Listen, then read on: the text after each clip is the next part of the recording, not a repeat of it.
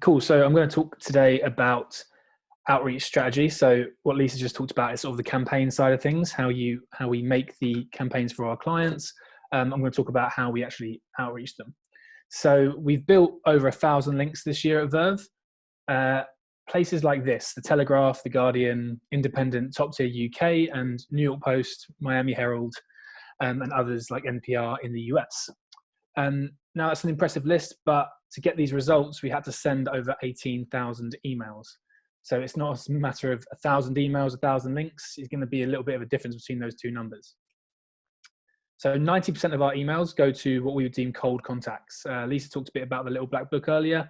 It's mostly just emailing journalists stories you think they'll like, rather than emailing journalists you're mates with thinking they're going to write it up.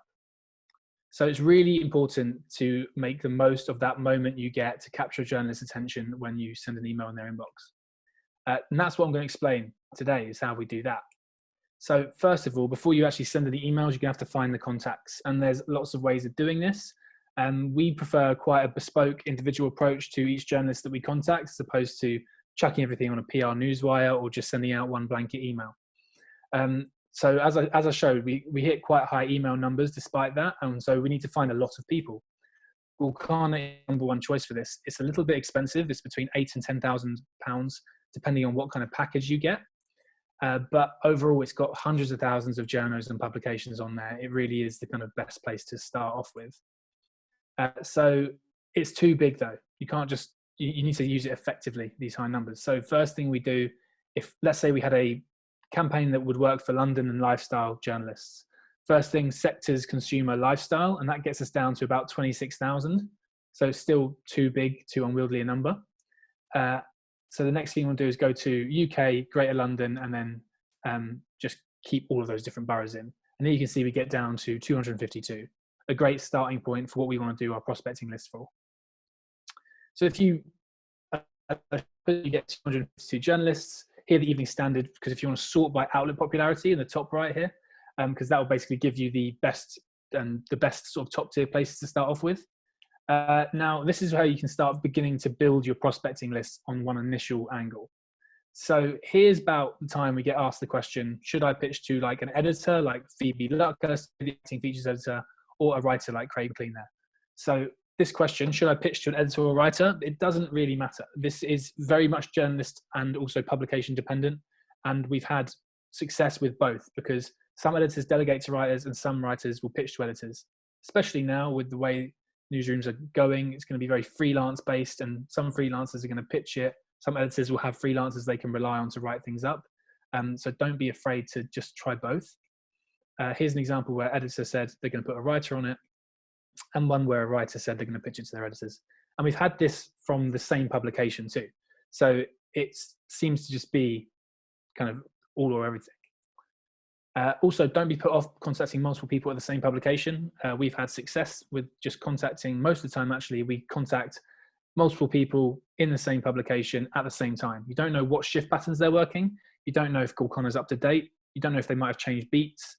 And even if they are working at the same time, like on the same desk, they may well be just next to each other. And it's not the biggest like nightmare if they both are interested in the same piece. That's actually a good problem to have. So yeah, don't be put off by that. So our list originally, we want to try and qualify some of these leads. So Phoebe Luckhurst, it says acting features editor. It's important to make sure that these Gulkana things are up to date, especially at the moment. Some people will be put on just coronavirus stories, for example. Some may have been furloughed. All these different things that could be happening. But Gulkana is so big that they don't always get time to update or upgrade it. So you just want to qualify, is Phoebe Luckhurst someone I actually want to go to? I don't just want to take Gulkana's word for it. So you could Google and just look at the news over the last month. Not necessarily the best thing for an editor because they may not be writing much. Here you can see it's kind of not 100%. And you can go to her Twitter just to check. She's still got it in her bio. She actually has an email address there too, which is useful. So yes, we know this is someone we can add to our prospecting list.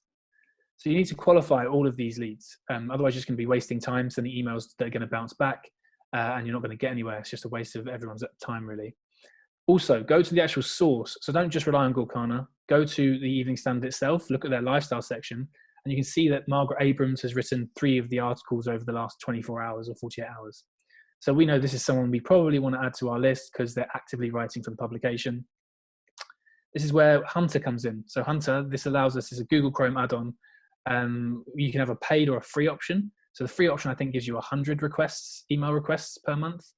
We've got a paid option, which is 1,000. So here we can just search Margaret Abrams and it comes up with her email address straight away. It sort of saves you having to go back through Gorkana's whole system. It's just right there and you can just click Margaret Abrams and it comes straight through. So overall, start with a wide net. Don't worry about editors versus writers and don't worry about contacting multiple people at the same publication, and check the source itself, check the actual publications you want to go to, because that's a really good starting point.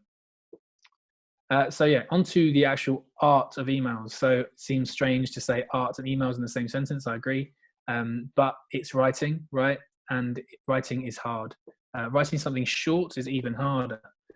So really, you're trying to cut down your content of your email to something that's interesting and digestible, which is very difficult, especially if you've built a very big, complex data campaign.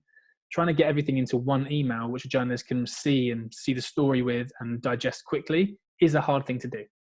So we've broken this down into the SLAM acronym, which will sort of go through every stage of the email so that you can kind of get a idea of how it is that we implement this. So starts off with subject, then goes through to lead, links, angles, and methodology.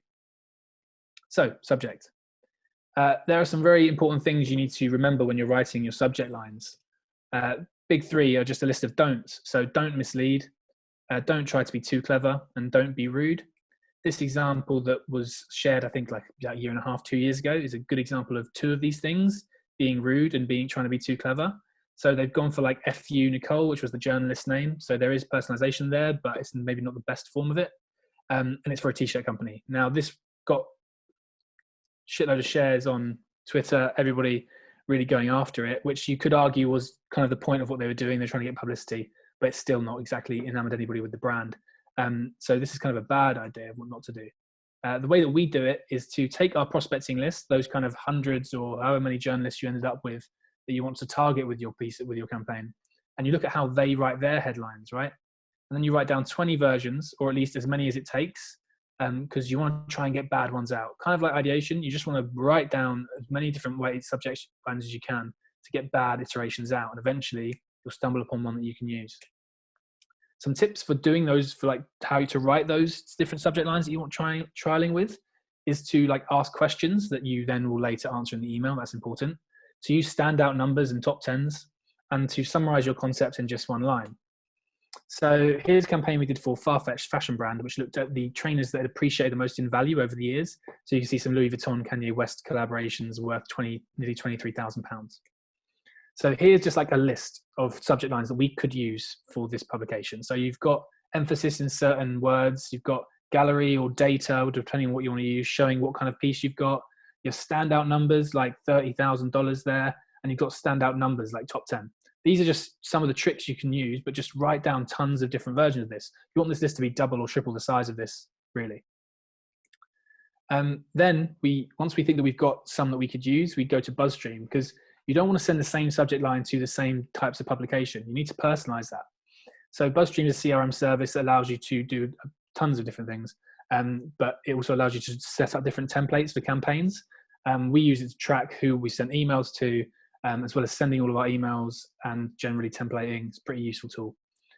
So here you can see that we've split out UK money tabloid, so like a tabloid publication, and we've gone for do you, capitalized you, own any of the world's most investable trainers. This is because tabloids often will capitalize words for emphasis. If you look at the Daily Mail or the Sun's headlines, that's what they'll do. Here for a fashion publication, we've gone for gallery, and that's because fashion publications are going to want to lead with photos. They're going to have big image-led stories. That's the way that they write their pieces and the way they display them. And then finally, kind of an obvious one, but one that can often be forgotten, is in America, you want to make sure you localize your language if you're going to the US. So change trainers to sneakers and change your pounds to dollars. Easy mistake to make if you're doing, especially if you're doing a big list, sending it out, is just to have like a piece like this talking about trainers and pounds, which Americans will understand, but obviously, but at the same time, it's not going to necessarily immediately click for a journalist that this is an easy story for them to write up, or it might not, it just doesn't register as immediately. So if you've tried a subject line 25 times as well and nothing to come back and you've got very few opens, just try something else.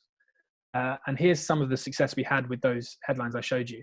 So you see the capitalized word on this tabloid publication is thousands. They've also got standout numbers there too. And they've also asked a question in that headline. Here, another standout number from the fashion publication, which has gone for a big hero image as the lead. And finally, in the US, they went for sneakers and used dollars and not pounds. If you do this exactly right and you really target the publication that you're going after with your subject line, you can end up getting the actual headline itself too. So here is an example where pretty much we got the exact same headline in the Mirror. And then another example where I think it was exactly the same for the Independent. And then in Australia, we got, like, again, pretty much just taking out those brackets, but you can see it's just nearly word for word. So that covers some tips on subjects. So next is lead. Now, lead is spelled differently here because it's obviously journalistic speak, which is basically just summarizing the most important aspects of your story in the lead, in the opening paragraph. So you know exactly what's happening straight away. But really for us, what we're trying to do is to explain what we've done from a campaign perspective, what the story is that we're pitching in just 1 or 2 sentences. And you want it to be those lead 1 or 2 sentences. So a campaign that we did for Go Compare called Kinetic Athletics, which basically looked at if you were to replace different sporting arenas' floors with electric generating tiles, how much electricity would be generated by different athletes. So Andy Murray, for example, playing a game of tennis could generate enough to stream Wimbledon on his laptop. So that's a concept to pitch. And I haven't made things easier for myself with this pitch, where I've included really the lead down here on the 4th paragraph. Now this is burying the lead. That's where the expression comes from. Rather than lead with that and saying, like, here we go, this is what we've done, this is what I want you to write up, I've got a load of waffle in there for 3 paragraphs. A quote from a Guardian journalist on how to write leads was, when in doubt, begin with the version of the story you tell a friend if you ran to meet them at the top of a hill and you only had 1 breath. I think this is a really good way to show this is kind of how you want to be thinking about how you're writing that opening line of that email. You don't need to worry too much about niceties or how are you doing. Hello. Hello is important, but kind of all the how are you doings. Because the journalists know this is something you're pitching them for a story. So here's some examples where you might have seen some of these campaigns earlier with Lisa's presentation, but you should be able to get the gist of what they are just from the lead. So this is the world's first gigapixel time-lapse panorama, capturing the biggest ever time-lapse of London skyline. Our research into the most filmed locations on Earth, we discovered the most filmed counties outside of London. And emailing today about a new financial piece that explores British and American monetary history in order to understand which coins are the best investments over time. Very clearly getting to the point on each one of these emails as to what's happening. So overall, yeah, get to the point. Don't bury your story or your lead, and avoid fluff. Also, just as a side note, we find it a lot easier to pitch a second piece in the same thread. So if you have success, or even if you don't, but you get a positive response, like a no, not today, or maybe a different time, just pitch underneath it. So pet names, which we did for Go Compare, looked at the most common pet names in the UK according to their database. I pitched this to Country Living. Here you can see I've got my lead saying we analysed 500,000 pet names to discover the most popular cat and dog names in the UK. And then I had some other stories here. Got a reply saying it's going to go up today, and it did, which was fantastic. And then I think it was like 4 or 5 days later, Meghan and Harry had announced that they were adopting a dog, and they'd given it a name, Oz. So I did some extra research into the most popular pet names in the royal family, just using the database that we'd already got. And rather than sending a new email, fresh email to the journalist, I just went straight underneath the reply that she said there and just included this. So you can see I don't have like a lead here necessarily. It's just basically including it underneath. And she said, yep, I'll do a piece on this too. And she did. So that's a little tip there. So yeah, it covers subject and lead. Now, links. So we ask for links up front because that is why we're emailing. It's the difference for what we're doing in a lot of PR, which is we're doing this for SEO benefit and we're doing this to try and get links. So all you're going to end up doing is chasing stuff. So I think this year we tracked for the first time our reclaim numbers. A reclaim for us being when a piece goes live with no link and we have to ask to get a link put in. And we have a lot more than we expected. I think we're way over into the hundreds now on the year. And that's with us asking for that link initially or just having it in the piece initially. So you can see underneath those leads I showed you earlier, the first thing we're doing is saying, please credit via a link to our project page. We're just setting out our stall early, reducing the chance that it's going to go live without a link. That will still happen inevitably, but at least you're starting off on that way. So we encourage the team to always ask for a link in the first email. Oh yeah, here we go. We started tracking reclaims. We had over 100 in the first few months. But this is how we ask for links to be added in those situations. So just like link to the piece straight away. So I can see that you've covered this here, following up from your initial email, obviously. And include the link to the piece, because the journalist may have written a lot of pieces since then. So you want to make it easier for them. Thanks for the coverage, and can I please request a link to the campaign for accreditation? Using this kind of language does help because it's journalistic speak, right? And then you include your link, and just being polite, reacting quickly, and having a reason. So we don't ask for links in stuff that isn't linked to our story. So we won't just request homepage links on any kind of brand mention. It's when we see that the story's been used, or we think the story that we've got could add to it. That's why we always get stuff hosted on the site. So you either host it, even if you have to host it on a blog, as long as you've got the research that you're sending out hosted somewhere, there is a reason as to why they could link to it. Asking for homepage links is always more difficult. If you do this, you are just going to get responses like this, where it's been amended. Best thing an outreach person can see is just change the link, should have updated in the next 5 minutes. Then you're going to refresh for the next 5 minutes like a maniac, but it will probably still happen. Yeah, so that covers link. Now onto angles. So they really are the most important thing, angles. If there isn't a story with your campaign, then you're going to be in trouble. So you want to really make sure to signpost them and provide different opportunities for stories when you're sending that email.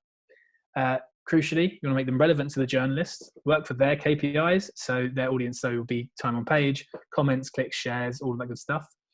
And you want it to be surprising for their readership too. So the campaign we did for Go Compare Travel Insurance, which looked at the most popular filming locations by looking at IMDb data over the last 20 years.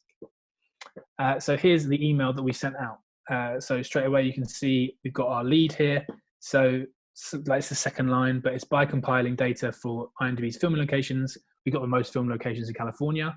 Our subject line saying, look familiar, got a question. These are the most film locations in California. It's obviously for a Californian specific journalist. Please credit via a link to our project page. And then we've got our angles. So starting off with the state specific angle that's going to be most relevant to him. Then you've got overall the most filmed states, so you're going out a little bit, but California is the winner, so it's still really relevant. Then you've got an image which shows each state's location, and then you've got overall like locations on Earth. So you're kind of just getting less and less relevant to his specific beat as you go. But think about the fact that if a journalist is writing this story up, they're not just going to only mention the California specific thing, they will mention the rest for context. That's just how you write an article. So it's important to keep it in there. So you don't know if they might want to include it. But you've led with the most important part, which is the California specific stuff. So quotes. Now, quotes are really important too. As are working with experts, I would have included quotes in the acronym, but it makes it unpronounceable. So we just stuck with SLAM and then quotes on the side. Really, the aim here is to give them everything that a journalist needs in the initial email. So we appreciate they're in a hurry. They've got to write a lot of articles. They're getting a lot of pictures. If you already have quotes prepared ahead of time, it saves everybody asking a question, saves time, gets everyone writing up pieces faster, gets you your link quicker too.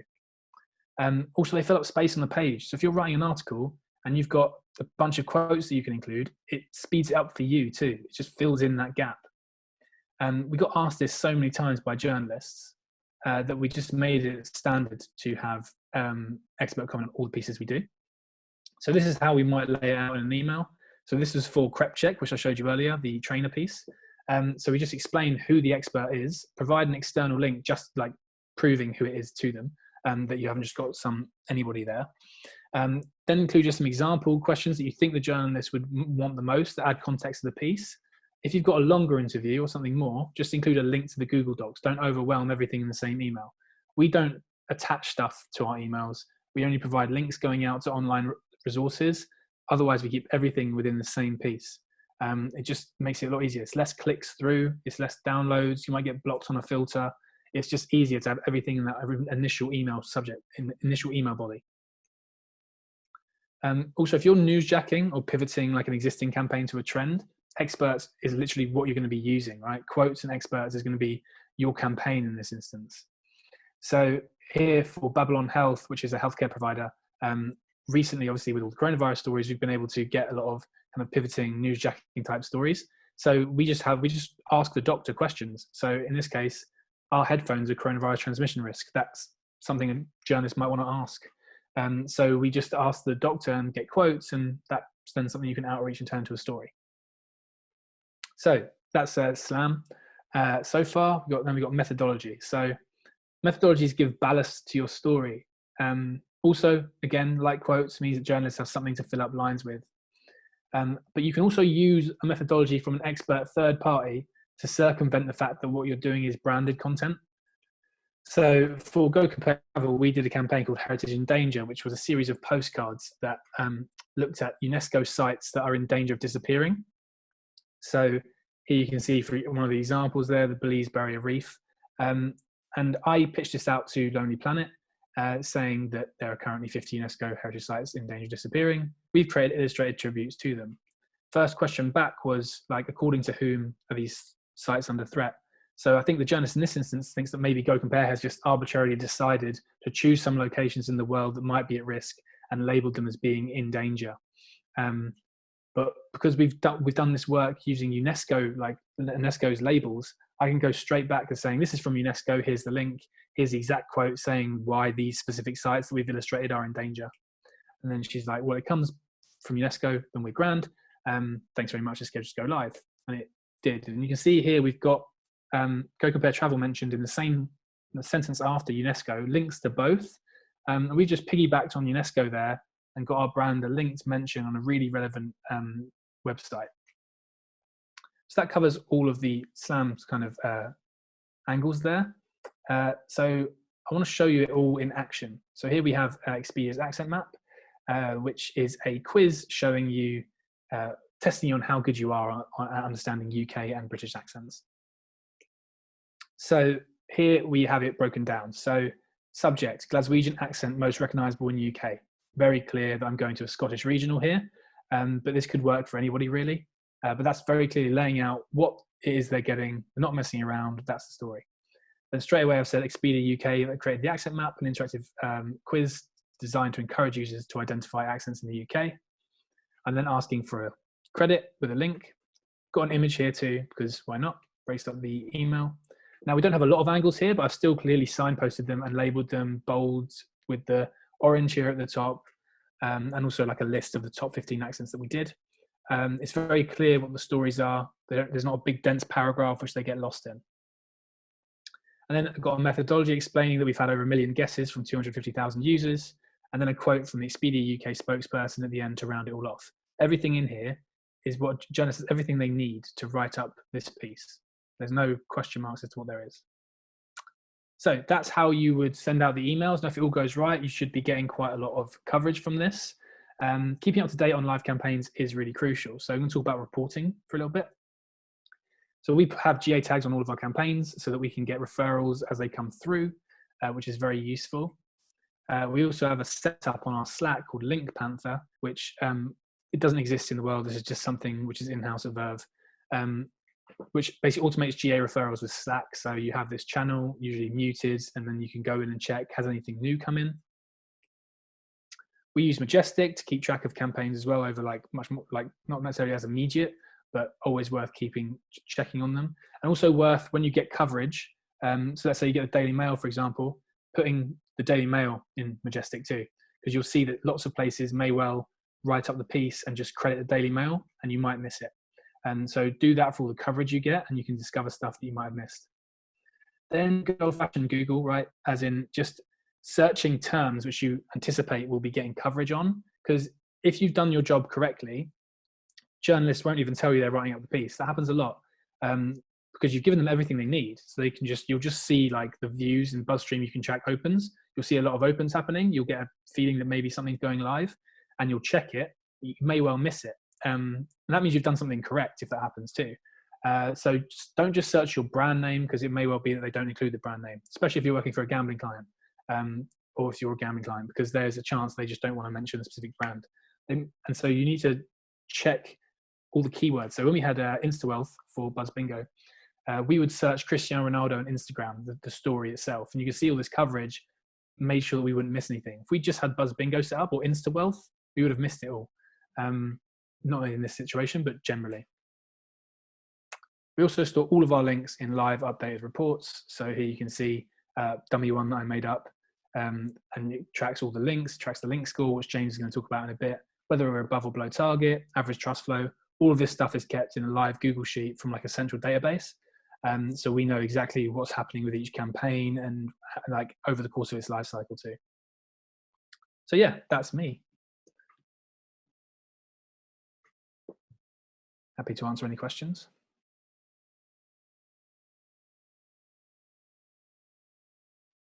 Sorry, I didn't realise I was on mute there. No worries. Okay, yes, we've got a few questions for you, Alex. Okay, cool. Let's start off with, Beth had a question actually in the last session about, do you see any differences in outreach in US sites versus UK, and do you have any tips? No, just not anything specifically different. There's a lot more US sites than in the UK, and there's definitely we've seen more likelihood of getting follow links just in terms of in the US, definitely. But I wouldn't say there's been any specific differences. There's just a lot more to do, and a lot more regionals. That's one thing with the US is like, if you can build out a campaign that has state by state angles, you have so many sites in each state that you've just got so many different options to go to. So it's quite, I think everybody enjoys outreaching a campaign that has a lot of regional US angles in it, because it's a lot of fun to do. As long as you localize your language and make sure, again, that what you're doing is you're basically treating it like, there's no point in maybe mentioning, I showed that California example, like you need to lead with the stuff that's relevant to the state, because otherwise if you're going with too broad an angles and your email's not specific enough, it just seems to be a waste of time, really. Okay, then how do you know which newspapers have covered your story? For example, the one in India. How would I know that an Indian one's covered our story, for example? Sorry. Yeah, so how do you find out who's covered all our campaigns? Yeah, so sort of just plays into what I was talking about at the end there, which is just googling the keywords around the topic that you've covered. If you have a feeling that, like, you can always obviously just check the journalists you've contacted. It's a little bit tiring, like, as in like time investment, I should say. But it's worth doing if you think you've got a specific story that's going to go live in India. It's obviously like you can do Google searches just looking for .in TLDs if you think that's going to happen. But overall, just keeping up to date by having stuff like Majestic, GA, and just Googling around the topics should be able to find all the different things that you need. Great. And then Naomi would like to know, how long does the team spend on outreaching per campaign? Yeah, so this is, again, as long as we think it can get links, essentially, as long as there are angles left to go with. We will outreach campaign for sometimes 2 years. We've been outreaching some campaigns because the stories keep coming back. They're relevant in the media. Also, one thing that I think is important for this is that don't be tied to everything that's in the campaign itself. If you've got something which you think you can add to a story to, so good example we use is about coining it in, which was a campaign that looked at valuable coins historically. Any story where there was about coins in the media, and there are a lot of them, we were able to get links to our piece in because we provide expert commentary, and you could link back to GoCompare's Coin Hub. So if you can make a campaign that really serves as like a kind of de facto expertise on the subject, you can get links for something for years if you play it right.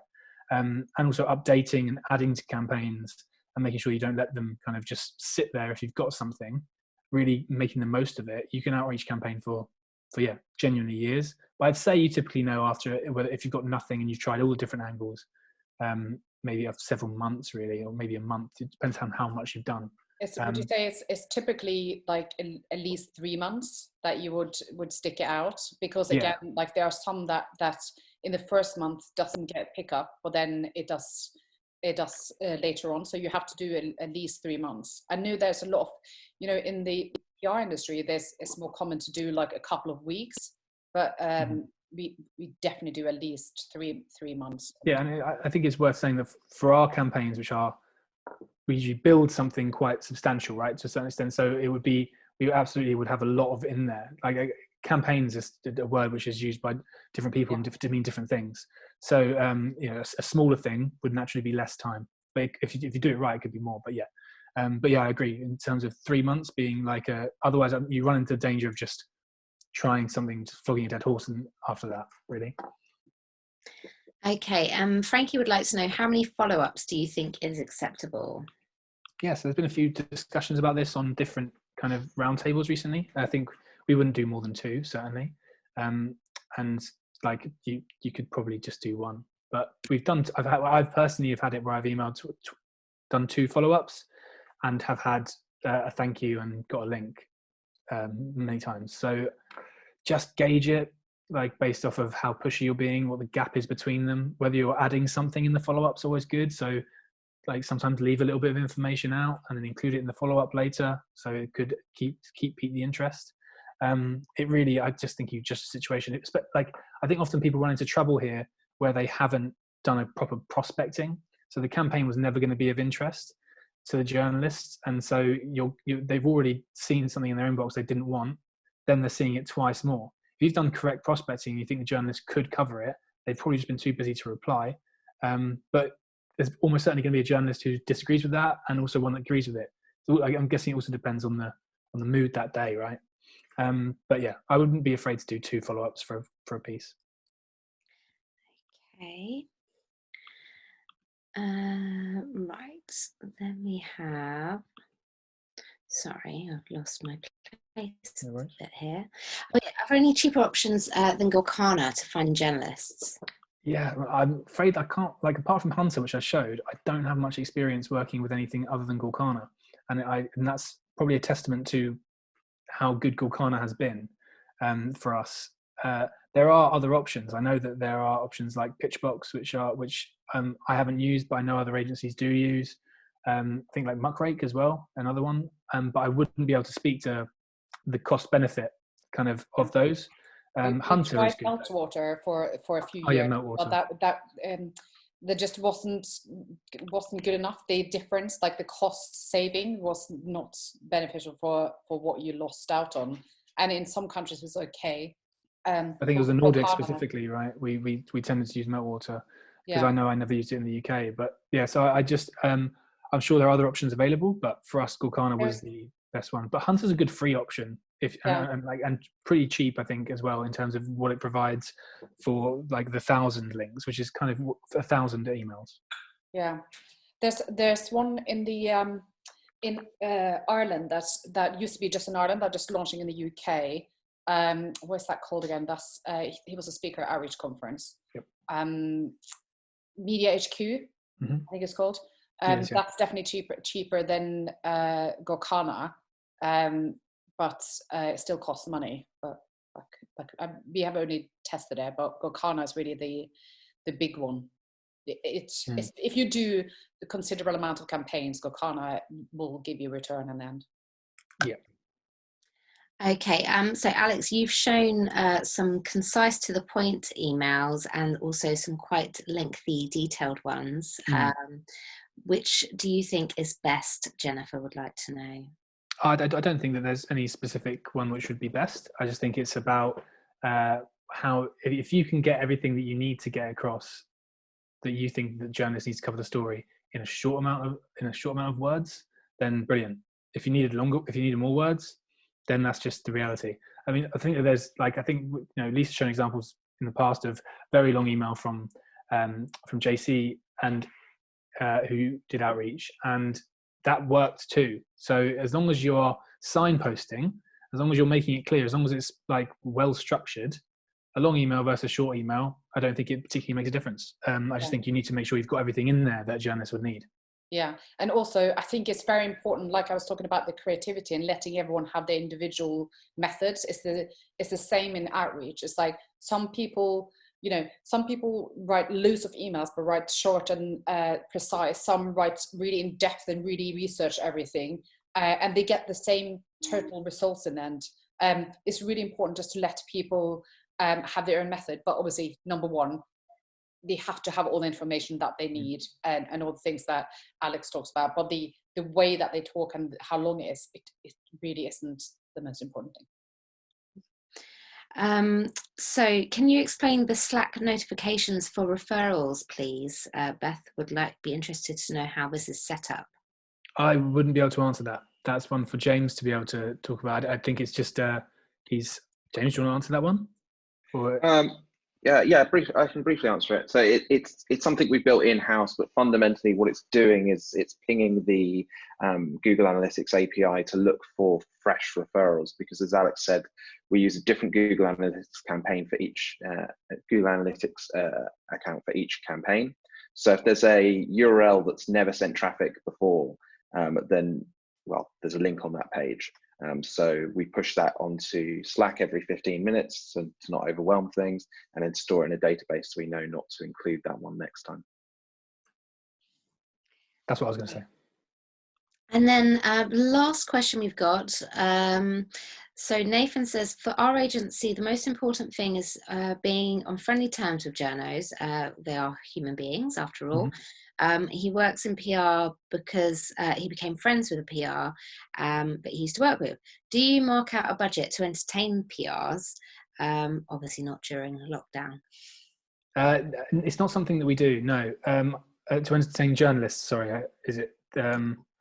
Yeah, we wouldn't have a budget to entertain them. That isn't something that we have in our approach. But I will say, I think one story that I think shows how well we kind of yeah, cool. So we don't do that directly. Obviously, we have conferences which we invite journalists to, but also one testament to how we sort of have this kind of polite and well-structured approach is we ended up working with the BBC on a number of campaigns as a result of pitches that were sent by our outreach team. So I think Lisa can tell the story best, but this was as a consequence of our outreach, we were able to work with the BBC on a number of different campaigns. So I think, yes, being like kind of entertaining and going out with them for coffees and stuff like that, I'm sure is a route that you can do. It's just not something that we approach that with, but you can still have success and make friends, I guess, and have good work relationships. I just don't think it's important though. We have never done that. Like we don't have. There might be a scenario where someone has a friend that is a journalist and that's a relationship, but I fundamentally don't think that that's necessary. And you might tell yourself that because you're entertaining and stuff. And I also believe this in the industry. Like, we go for lunches with their clients at Christmas, but I don't entertain clients. That whole kind of belief of you have to do this and play golf and do it. I just really, really don't like it, and I don't want us to do it. I think the work should speak for itself. And they just don't have time to have coffee with you if they have to write 15 articles. If they do have time, it's likely they're probably not that important or they're so high up that you'll be really lucky to get that coffee in the first place. I know there's a few people in the chat saying that they do think that is important. Look, of the 1,000 links that we've got so far this year, none of them has been from a cup of coffee. So I don't think it needs to. It might be that you do it, but your time is valuable. And in that time, that outreach person, instead of going for lunch or coffee with someone, they can contact several hundred people in that time. I don't think from a business point of view, I just don't think it's worth it. Obviously be nice and searchable. I think that example, Alex, is really good in showing that the outreach people at Verve are really good at what they do. They're really respectful and the work is really good. And that's what led BBC to say, oh yeah, this is a cool campaign, but actually we're not interested right now. But what we do want to do is talk to you about creating campaigns for us. Mm-hmm. If you are good, you don't need to be spending money on people. Then you're just good. And so I think people should concentrate on doing that instead. Yeah, I think actually we're getting a few comments in the chat, very much agreeing. Okay, so that's all the questions we got for Alex's session. So it's over to you, James.